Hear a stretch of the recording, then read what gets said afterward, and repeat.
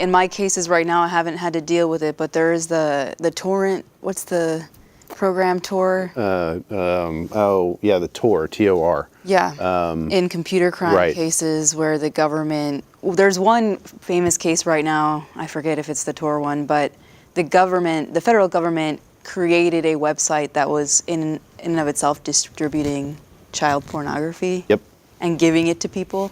And, you know, when that kind of came up among defense lawyers, they started fighting it like, hey, we got this from the government, you know, and at some point they did stop prosecuting some of those cases because they didn't want to publicly admit that they were distributing child pornography, which is supposedly something that they were going to be protecting.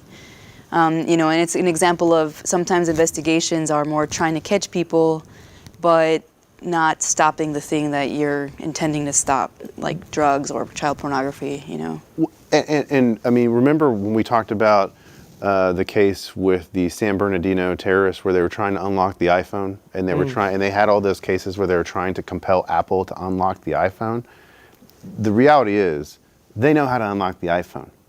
They don't want to have to disclose what their proprietary way of unlocking the iPhone is. So say they would rather get a court order that Apple have to do it, so that if the case ever comes where they have to then disclose to the defense, you know, what the process was for unlocking the phone, they can hand over Apple's version of how to do it rather than their own proprietary way of unlocking it. I fully believe that that's what happened, and that they didn't want Apple to unlock the phone because they couldn't get it. That's just a ruse. They could get it done. They just didn't want to have to turn over their methods for doing it because they'd be required to do so.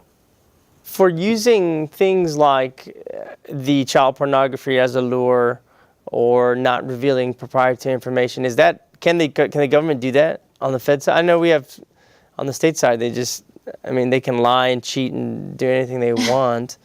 On the federal side, is that the same way? Do y'all see that? I mean, they're using child porn as a little lure, like, hey, come check us out, and then we'll catch you. It feels on the Fed side like they lie and cheat too. But what they do maybe instead, or in addition to lying and cheating, is just get the lowest man on the totem pole. I mean, just real easy people to catch. It's not, at the end of the day, an operation of stopping crime. It's an operation of having a lot of people employed in stopping crime, and then it looks like you're stopping crime because you're getting a bunch of people for little things.